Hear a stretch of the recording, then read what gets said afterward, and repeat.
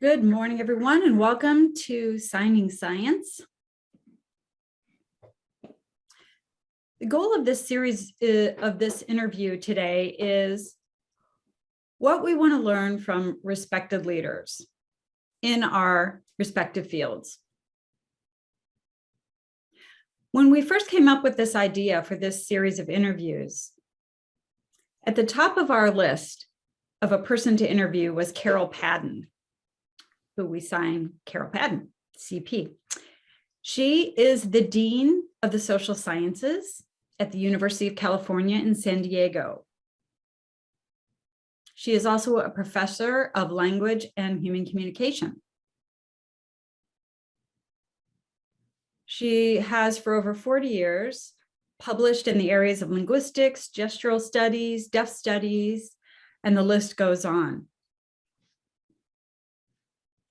Today, Carol is going to be interviewed by Ben Bergen. He is a professor of cognitive science at UCSD, and he works with Carol Padden in the dean's office. The interview will go for approximately 40 minutes, and at the end, we'll have about 10 minutes for a Q&A session. If you do have a question you'd like to pose to Carol Padden, please type it in the Q&A section at the bottom of the Zoom screen. So that's all for me. Now I would like to welcome Carol Padden and Ben Bergen.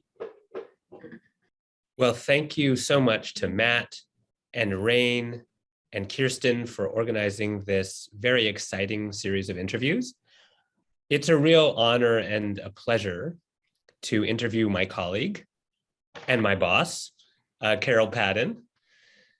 Matt listed some of her scholarly accomplishments. He didn't mention what most people mention, which is that she is a MacArthur Award-winning scholar, that she literally wrote the book on teaching American Sign Language. And I could go on, but I'd rather let Carol do some talking. One thing that many people don't know is that as the dean of the School of Social Sciences here at UC San Diego, she is an important institutional leader. She supervises 15 departments and programs, from ethnic studies to psychology. The school has nearly 300 faculty, teaching more than 10,000 students. And as dean, Carol hires these faculty. She plans buildings. She creates new degree programs. She builds endowments for initiatives that solve social problems. I get to see her leadership every day, and I'm sure I don't have to tell you what a privilege that is. And now I get to ask her some questions about that. So let's start at the beginning.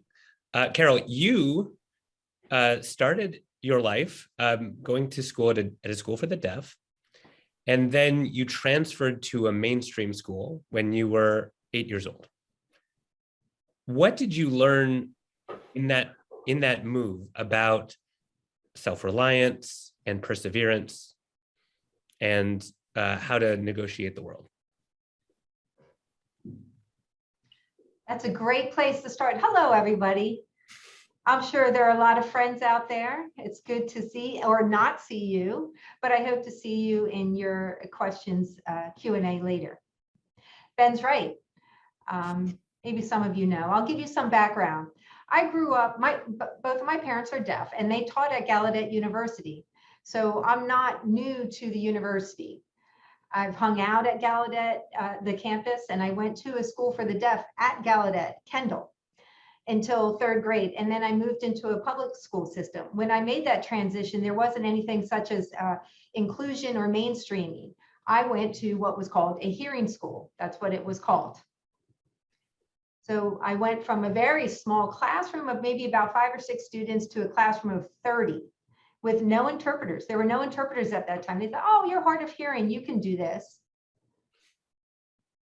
And I like to think that a lot of what I do today as a dean comes from that experience of, whoa, how do I solve these problems? I got to solve my own problems, and then I have to get ready to something else that could come up.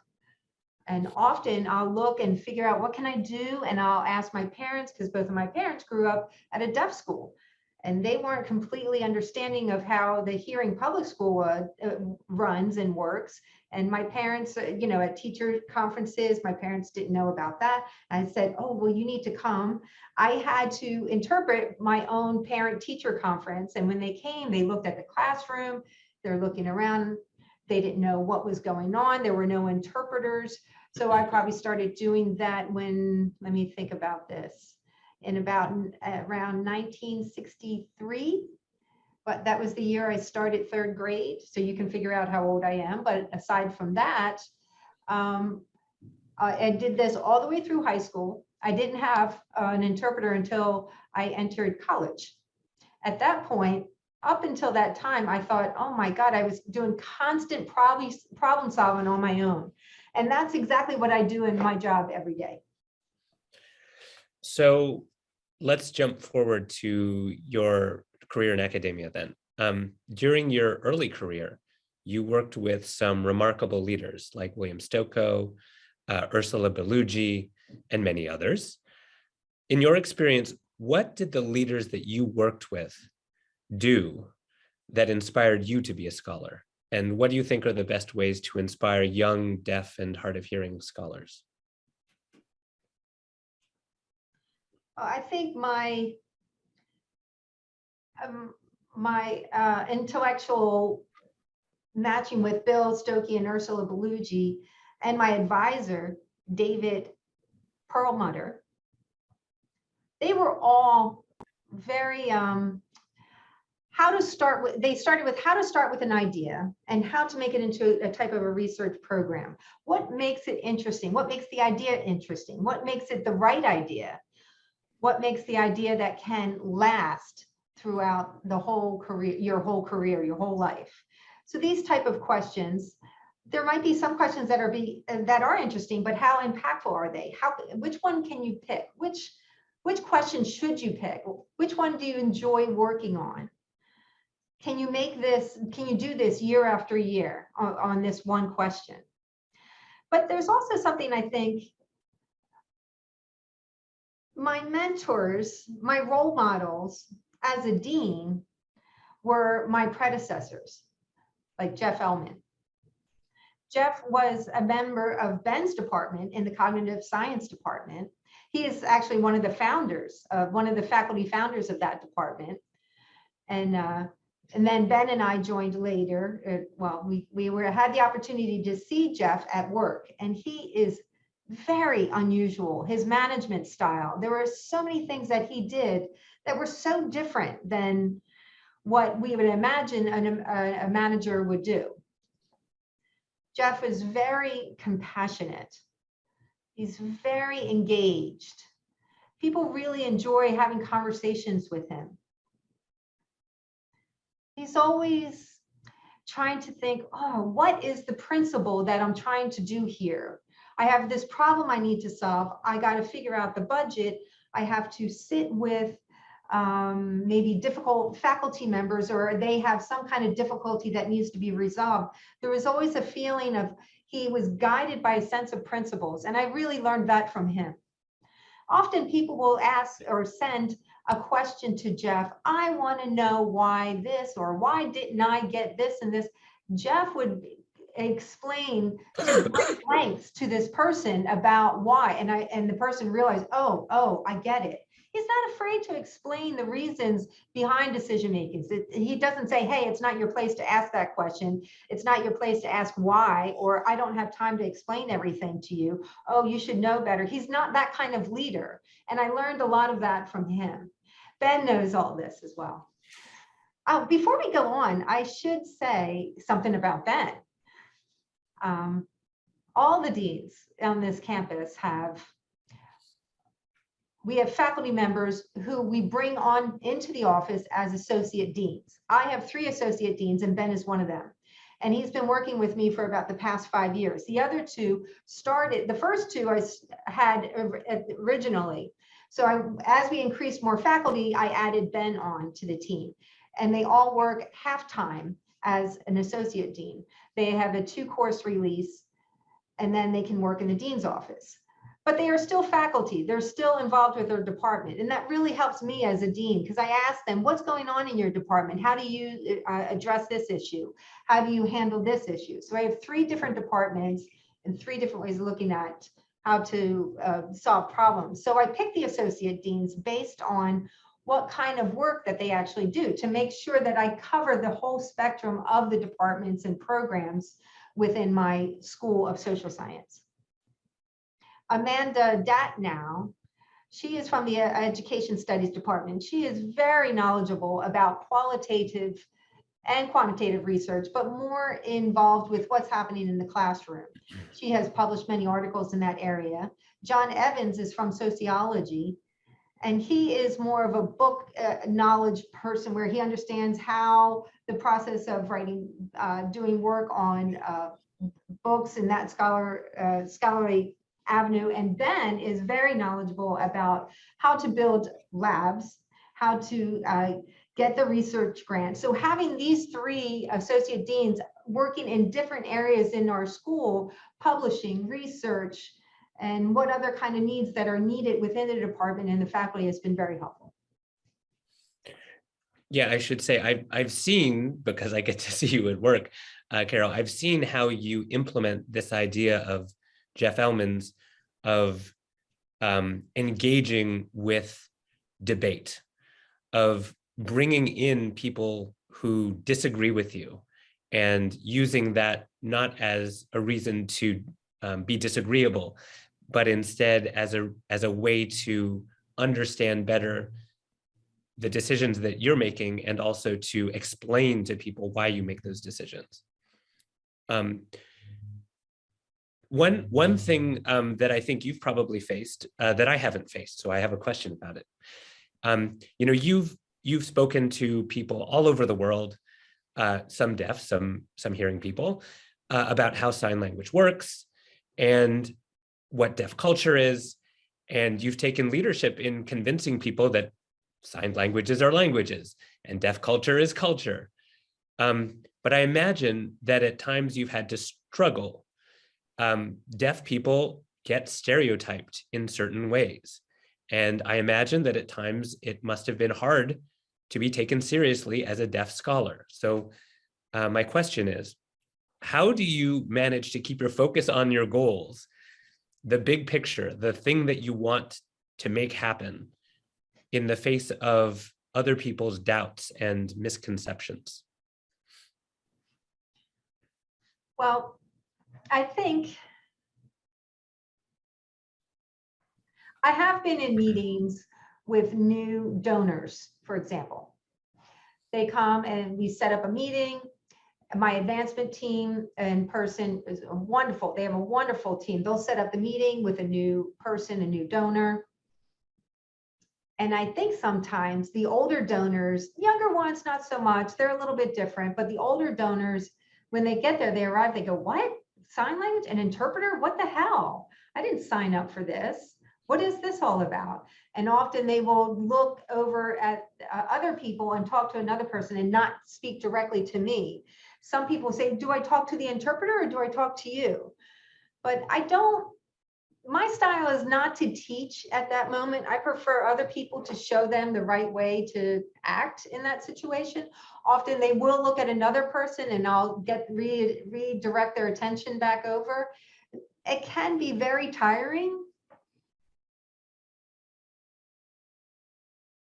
Sometimes people from outside of the US they don't have a knowledge or experience with disabilities, or older people don't have that much experience. So that part is, well, I think women are treated that way as well.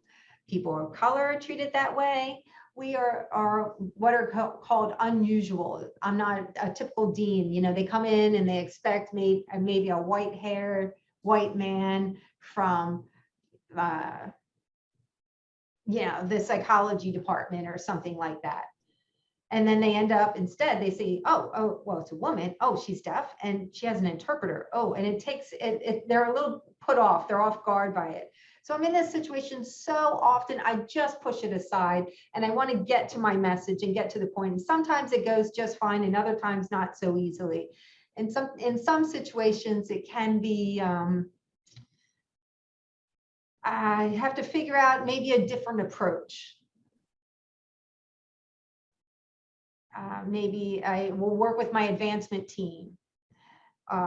Sometimes I'll ask an associate dean to join the meeting. And often the person will go, oh, okay. And they change over time, but some don't always. And I think that's just people bring things with them that they don't have some flexibility to change for something. And there's not much I can do about that. But I do want to ask Ben if I would like to interview, if I can interview Ben too.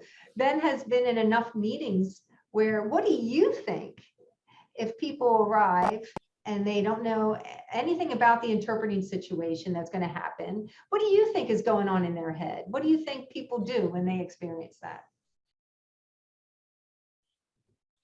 Mostly I see you in meetings with other academics who are more open-minded to the possibility of people with different abilities being in leadership roles. Yeah, you definitely see people staring at the interpreters, but I don't think that I've ever seen, actually, at least at the university setting, I don't think I've seen any reaction other than some surprise and curiosity. The campus is big enough where I meet so many people, and pretty often I've met someone that I haven't met before. Same with you, I'm sure. And has everyone ever asked you about me? Like, oh, so you work with Carol. What's that with the interpreters? Do they ever ask you that? No one has ever asked me that. No one has asked you that? Oh, okay. All right, well, that's good. But I imagine that, you know, in the 70s and in the 80s, when you were promoting books and when you were on tour and when you were doing advocacy, it must have been different, right? Oh, yes, very different. Mm-hmm. Very different.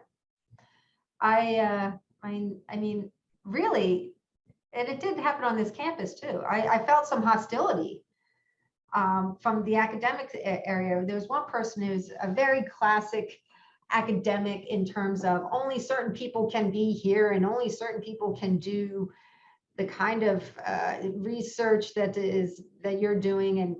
And when I see it today, I'm so surprised, and I realize, oh, it's becoming now to the point where people seem to be a little bit more open-minded and or better at covering it up, or they themselves know that I don't have to give them credit for anything. So I'm a little put off by trying to explain over and over again. Let's just move on and get the job done. I think that's the attitude that I've noticed being most successful. You just plug on through. People will catch up because the interpreters are there and they'll just figure out how things happen and will be brought along for the ride. Okay, I've got another question for you here. Leadership often involves making change, and change can be uncomfortable for lots of people, and it's uncertain because you don't know whether the change is going to produce what you want it to produce. So could you share an example or two of initiatives to change that you have launched where you tried to do things in a different way, whether that's in research or in administration, and what's been successful in your strategies in making change happen, and what's been challenging to you?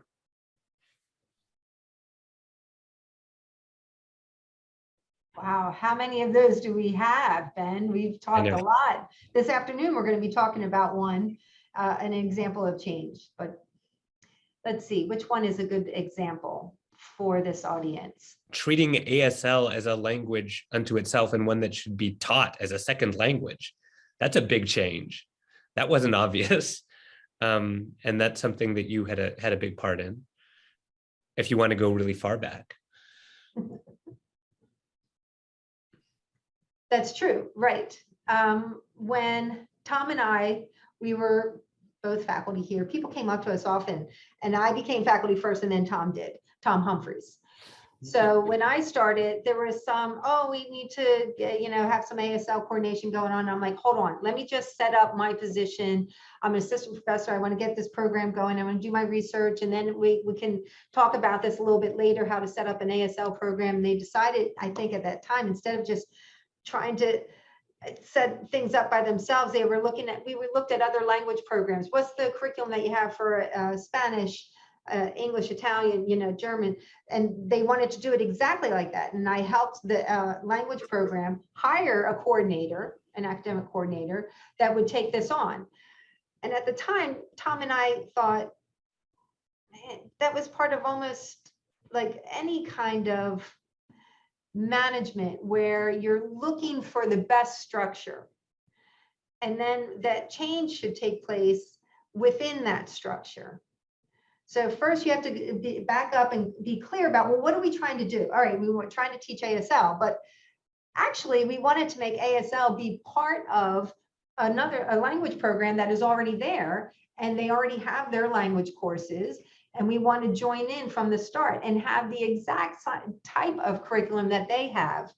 And the way they divide their courses into communication and grammar courses, lectures, they go to class 4 times a week. They learn how to communicate in that language, and then they learn about the grammar. And that's how they taught all the languages here. They don't speak any English in the classroom, they only speak in the language of the targeted language. And we thought, wow, that's great. Let's do that with ASL. We shouldn't have interpreters in there. We should just start with ASL right from the get-go. So we looked for that structure that we wanted to be part of and be surrounded by. And then the change would make sense because it's surrounded by other things that are doing very similar things with other languages and what is already known about language learning. And we had continued working for many years, and we had challenges almost every day. We met every week. There were 3 of us, associate deans and the dean. We met every Tuesday afternoon at that time. We would discuss for an hour. Well, okay, what are we trying to do? How are we trying to do it? And then we would end up with something. And then next week, there would be another challenge that we would have to address. So it's all part of, I think, what is interesting for me actually in management is, what is the principle? What is it that we are trying to actually do here? If we can't move forward until we have to be very clear about what the principle is. What we have to know when we need to stop, or whether we give it off to somebody else, or should we continue ourselves in trying to solve this? If we hit a dead end, what are we going to do? What is it that we're trying to do? And that introducing that ASL program was the same approach. I want people to understand that it's part of a world of human languages, and it should be in the language learning program, and it should have a similar curriculum to what the other language teaching is going on. So the ASL teachers can join those other teachers, the teachers who teach Spanish and German and stuff. That was the key. Many times, and we would have these discussions about not so much what are we trying to do, but where we need to start and stop. And that seemed to be very important in our approach. Another big change recently, you've created more things. You created this computational social science program. That also wasn't obvious, right? It wasn't obvious that would happen. In fact, it wouldn't have happened if you hadn't decided this is something I want to do. How did you make that happen? Okay, let me explain what this is first. It started with a problem. And then I thought, well, what do I want to do about this? What am I trying to do about this? Why do I want to try and do something about it? The problem was really coming from Ben's department, the cognitive science department. When I joined, well, when was it? About 2015, I think it was. The cognitive science department had about 600 majors, students who were majoring in cognitive science. And then it increased rapidly after that. Now there are about 2,400 students who are majoring in cognitive science. And we had to quickly hire faculty because it was getting so large. And before we had a class of 60 students, now we have students, like that same class is 200 students. So they put a cap on the computer science major in engineering, and a lot of students moved over to cognitive science found out that they actually really liked this, and it became very popular, and more students majored in cognitive science. The same thing happened in psychology. They were growing quickly as well.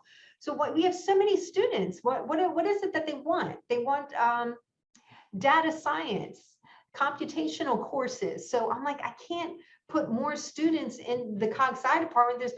There's no space in there. Some of the students went over to linguistics, and I thought, what can I do to address this? Well, what am I trying to do? So I'm trying to open up opportunities for students, and I'm trying to avoid adding more and more onto one department. I don't want all my faculty, in cognitive science to have all the students. So I thought, why not set up not a major, but a minor to use those faculties from the different departments that teach data science, and then cluster them. So the student that could be majoring in sociology could get a minor in this computational social science. And it would be maybe the students who want to be a major in sociology, but they feel pressured to jump into cognitive science and take it. So now instead they can take a minor from different faculties, from different departments teaching this. And then we thought, oh, maybe we should add an MA program. So we don't have a lot of MA programs here. We usually have a BA or a BS and then a PhD. There's not too many of these master's programs. And more students seem to want a master's. They're like, a PhD, I don't really want that. I'd rather just get a master's. So we're starting to offer more master's degrees. So there was a problem there as well. Cognitive science couldn't handle all of this influx of so many students. So we created this capacity for the same type of courses that they could take from one of the 11 other departments and 5 programs that we have. They have courses that are similar to what cognitive science has, so we spread it out in that way. And recently, Berkeley, we came up with this program, a master's degree, so we have to send out looking for support from the other UCs. That's to get it approved. So we said to Berkeley, hey, would you mind reading our MA proposal for computational social science? And said, yeah, sure. Now they have one. But anyway, the world is big, so we're not worried about that kind of competition. But yeah, they liked our idea enough to copy it. And hopefully they'll be very successful, like we have been. Okay, here's a change of pace. So you've collaborated a lot in your work with both hearing, like me, and deaf researchers, like Tom. What can hearing scientists do to support the academic careers of their deaf and hard of hearing colleagues and students? And what can deaf scholars do to ensure that their interactions with hearing scholars are the most productive, as yours have been? Great question. One of the hardest things for me to transition, when I transitioned as a grad student into an assistant professor as a faculty, all my PhD collaborators were still treating me as a grad student, not as a colleague. That's actually a general problem across, that happens with hearing people too. But I was thinking, what can I do? So I spent a lot of time, my first part of my career, working alone, publishing things, doing some research on my own, maybe getting some collaborators work with. First part of my career, I thought, this isn't a good idea. I don't want to lose my sense of what I want to do. I don't want to be overwhelmed by other, allowing other people maybe more competent than me, allowing them to take my ideas. So it was very difficult though, working on my own. And I was asking people, how do I do this? How do I do this? And then eventually in my career, I felt like, oh, now I feel comfortable to collaborate with people who I felt were a similar place in their career, not more senior than me, not more junior than I was, and people that I worked with, like a group of people that I worked with when I did my research in Israel. And maybe people who were like Mark from MIT, Wendy from the University of Texas, Austin, and Irit from the Hebrew University in Israel. The 4 of us, we were about the same age, got our PhDs almost within the same year. And also we were all trained in linguistics in the same way. So really we felt like, okay, this kind of collaboration was just very on an equal playing field. So you have to find, I think you have to find that group that you can work with. And it was so wonderful, but it did take me a while to get there. I used to work with someone and then go, oh, no, that person's too senior. This isn't working right. I'm feeling patronized. I don't. I think I spent maybe too long working on my own when I look back, where I should have worked more towards finding collaborators, that people that were at the same level. Maybe it's harder to do than I think, or maybe, I wasn't sure exactly how or where to have this happen, but it was a painful process to go through that alone. Do you have any recommendations for things that hearing scholars can do to make the process easier of collaborating?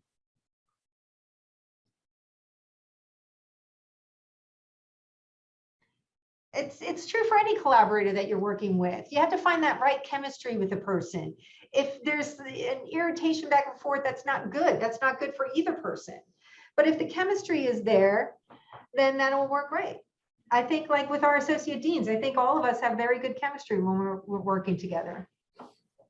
Wouldn't you agree that the collaborator you're working with, if you're struggling with that person, it's not worth it. It's not meant to be. It's not right. You have to get out of that. I think you want to work with someone who has the openness, and as a collaborator, someone who is very open and willing to maybe follow you, or you're willing to follow them. Really not people who are not willing to give up control. And it's a hard thing to do. If you can't work with someone because if you're fighting about the control, then that's not a good match. You really have to trust each other, and you have to give up control. And that's where the best ideas come out of, when there's trust between the collaborators. I think it's also true for managers. Managers are supposed to be in charge, right? And sometimes, oh, I'm in charge. And then sometimes my assistant dean says, maybe that's not a good way to approach it. And then I step back and I go, okay, let's try it again. I have a wonderful assistant dean too, by the way. She's the person who really manages the staff in our school, in the School of Social Sciences. And she's also responsible for the budget and the finances. She's really amazing. All of us, the associate deans, and she keeps us in line. She definitely does. So along with all of your successes, I'm sure have come frequent frustrations and failures. This is true anytime you're doing anything in science or in an institution. Grants and manuscripts get rejected. Research turns out not to reject the null hypothesis. Right. Mm-hmm. Mice eat your hearing aid tubing while you're sleeping. How do you deal with those challenges? You can tell That's that story. Right. People remember that story. Yep. How do you want me to tell that story again? Sure. I guess in the context of how do you deal with these challenges, and what advice do you have for emerging scientists who will themselves be mentors one day? You can tell the story if you like. I think I didn't realize this until during the pandemic, actually, where we couldn't travel. And I realized, oh, I can't go back to Israel. I can't go to places to give a talk.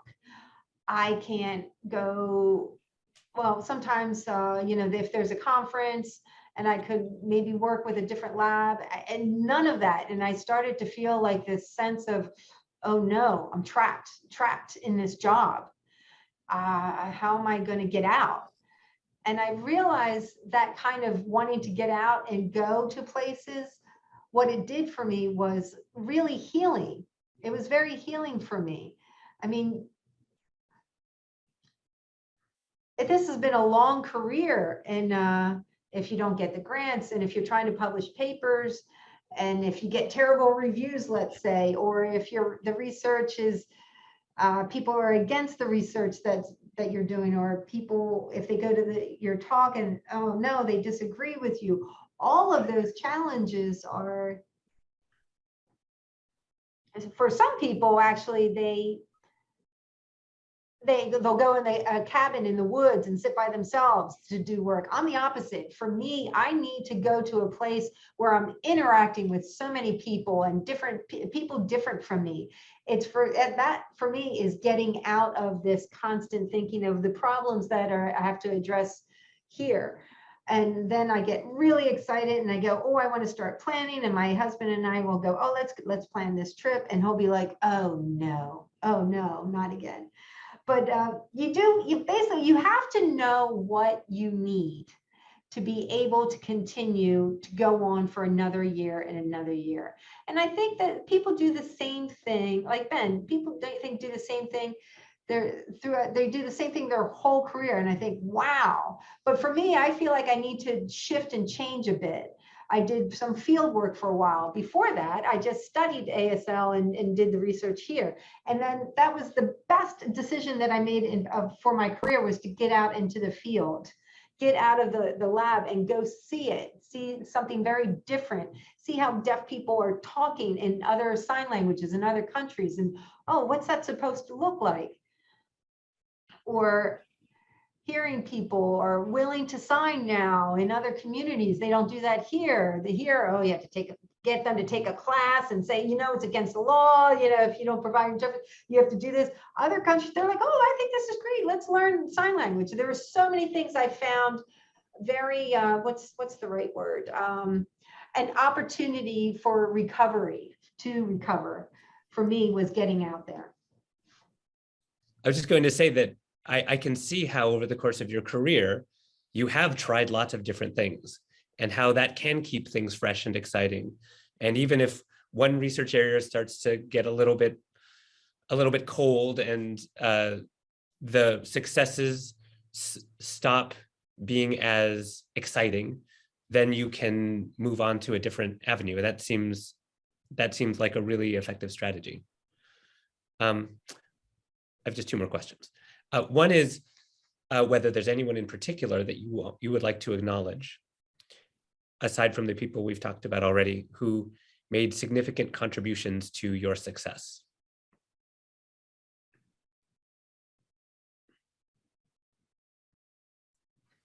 I think different people contribute different things. Ursula Belugi, she just passed away recently, about a couple weeks ago? She was 91. And she was really the reason why I'm here at UCSD. She heard about me that I applied to grad school. I think I was thinking of going to UCLA or UCSD.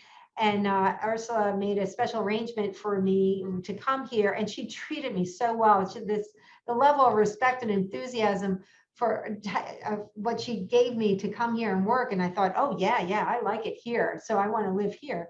I moved here in 1978. Oh my gosh, you can do the math, how long I've been here.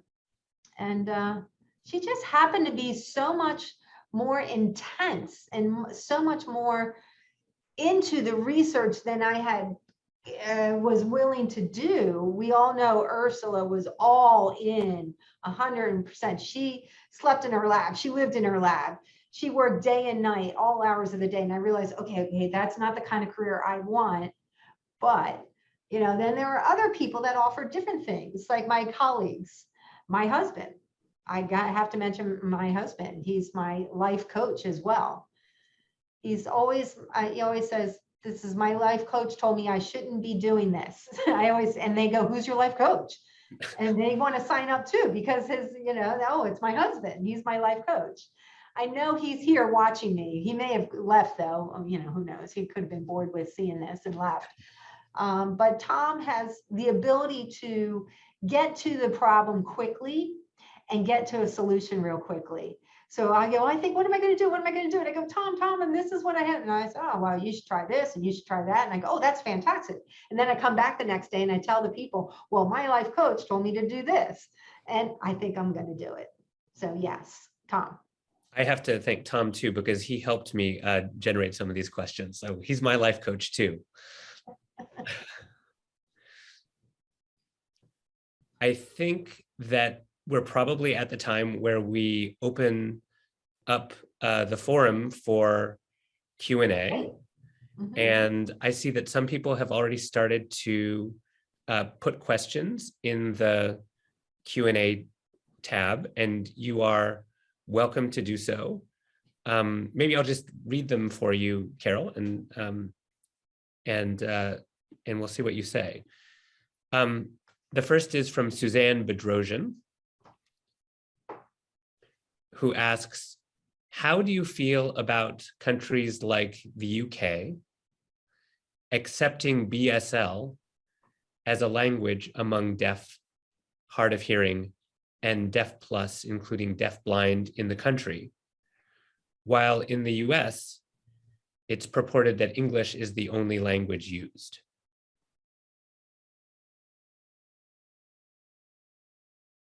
Yes, this topic has been with us for a very long time. Other countries around the world, they're like, oh yeah, they'll recognize their sign languages. Why don't we do that here in the US? I think for two reasons. What I would like to say about that. First is, I think it was true. I think it still is. English is not the official language in the US. The US doesn't actually name any particular language as its official language. Am I correct? Do you know, is that correct, Ben? That's correct. Yeah, so I think the feeling of if we start to do a language as official, then people will add and add and add different languages. So they just don't say anything officially. If English is not the official language, then the ASL is not the official sign language of this country. So that's one answer. And I think there's also, what does it mean to be official or an official language? Okay, it's recognized, but what is it translating it into law? Does it translate it into mandates? Sometimes that doesn't happen. And then they go, oh, this is official, but they won't do anything else other than that. So I think we have been fighting for a law, a specific law like Americans with Disabilities Act about requiring interpreters and being obligated to get interpreters and having captioning on the television. And all of that had happened with or without the recognition of an official language. So sometimes you think, oh, yes, it's important to do that. And sometimes government's like, okay, fine, you're officially recognized. We don't have to do a whole law about it. In other places, they would fight for it to make it law. Yeah, it's complicated for sure. There's a question about how you work with new interpreters. So you obviously have interpreters who you work with all the time, but sometimes for an interpreted event, you work with a new interpreter. And the question is, do you adjust for clear, easy access by the interpreter to do all the things that they have to do? This person says from their experience as an interpreter, this allows them to adjust to make the communication successful, no matter if they haven't met before. So what sorts of things do you do, if any, to adjust to a new interpreter?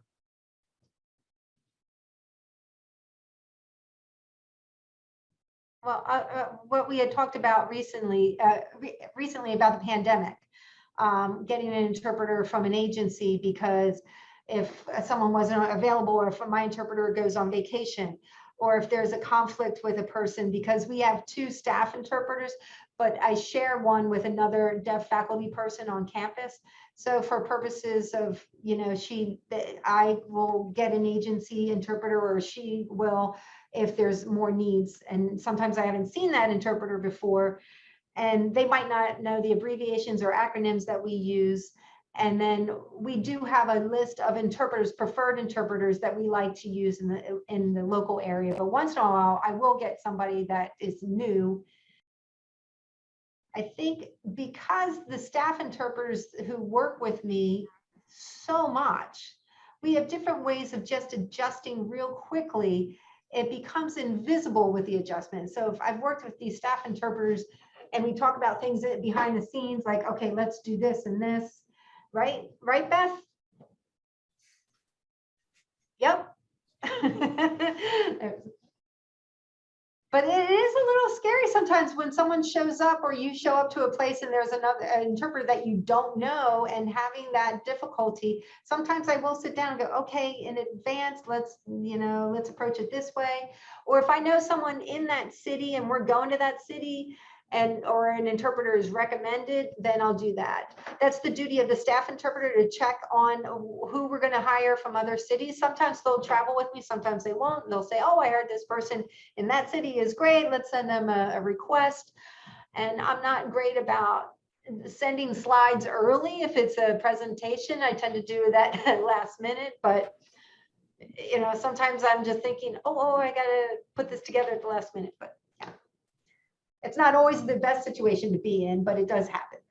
Given the demographic changes within the deaf community in the United States, and I presume this means includes things like cochlear implants, how would you address concerns re the viability and visibility of ASL for the next 2 generations?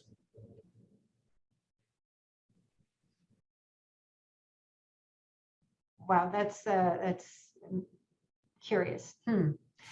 I was interviewed for an online course. For an online course that I'm working on, I'm interviewing someone from Nigeria. And I was asking, like, how many deaf children are in your school? How many schools for the deaf do you have in Nigeria? And the person said 36. There are 36 state schools plus, I think, like 10 private schools, like 40 schools or more of deaf schools. And I thought, oh, wow, how many deaf children do you have there? She said, well, I just went to visit one school and they had 700 deaf children in that one school. I thought, that is huge. Huh, wow. So places like that, and this is just one country in Africa, has so many deaf people. And then maybe if you go to another country like Ghana, they also have a lot of deaf people there, Uganda. And I think what is changing is the dispersion of deaf people around the globe.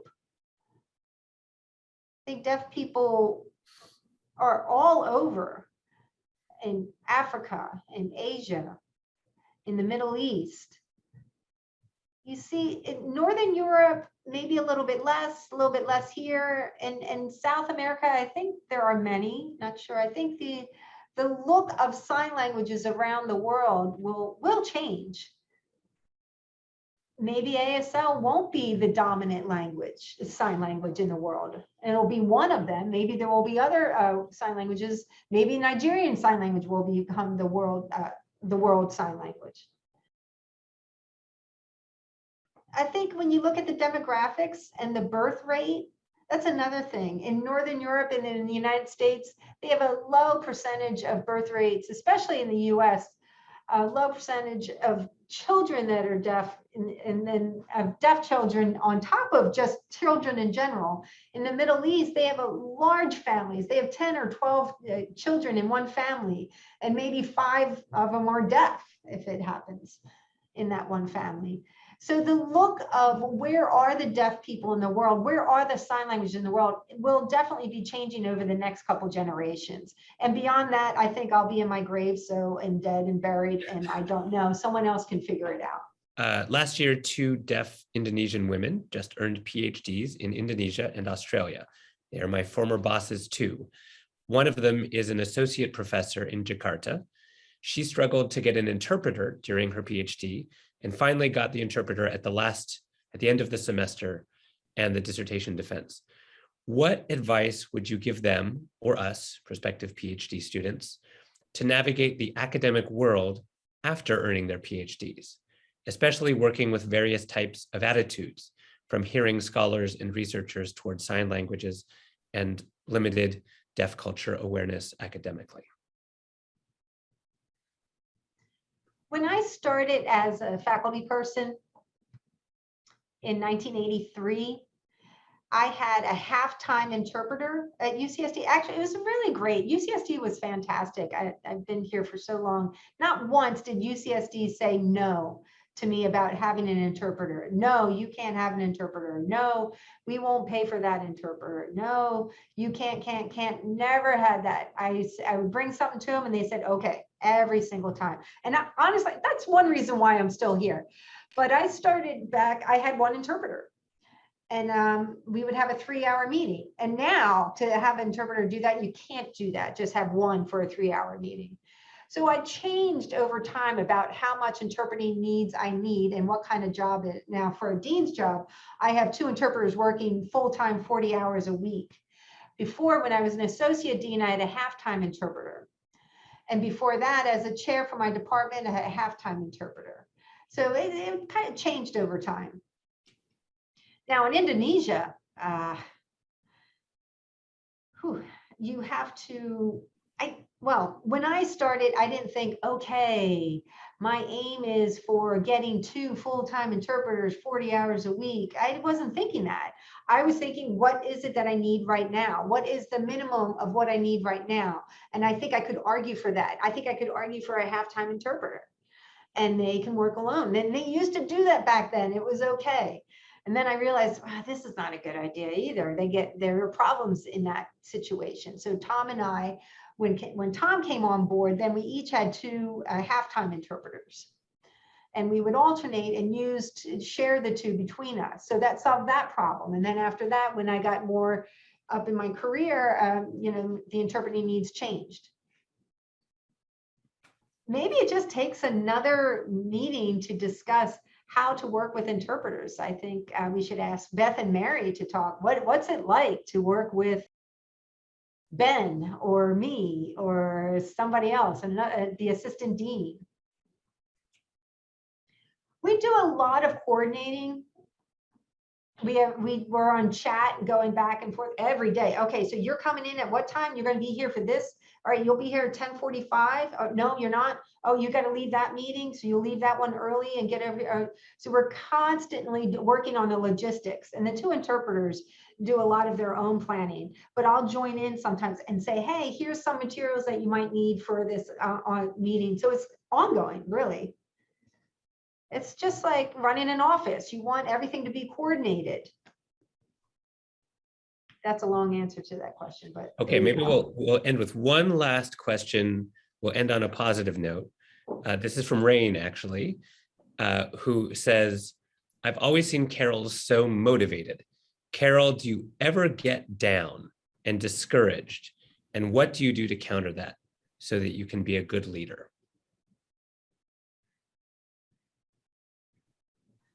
My husband would tell you what I would do.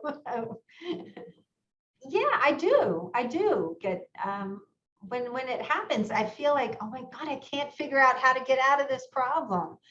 I can't figure it out. What am I going to do? So I'll just needle Tom. Tom, what do I do? How do I solve this? Tom will say, well, don't solve it. Wait and see what happens. And I go, oh, that's an interesting approach. But the best thing for me to do is to go, like when I went to Israel and I went to work, I worked in the field and I had such a fantastic time hanging out with the people there, loving the food, going into visiting the homes. And that kind of situation guarantees my outlook on life. When I go sit in a retreat by myself, that's the worst thing for me to do. I can't do that. I have to go somewhere different and challenging, and I have to work on something there, and I forget about the things that I might not like at the moment here. And that's why during the pandemic was really tough. I just felt like, oh my gosh, I'm exhausted from staying home and in the same office day in and day out. It was really challenging for me. Yeah. I'm so glad to be done with that whole business of wearing the mask. Oh my God, it was awful. Yeah, that's a whole other topic, how we dealt with masking and communicating between deaf and hearing people. But I think I need to thank you, Carol, and I think I hand this over back to Matt.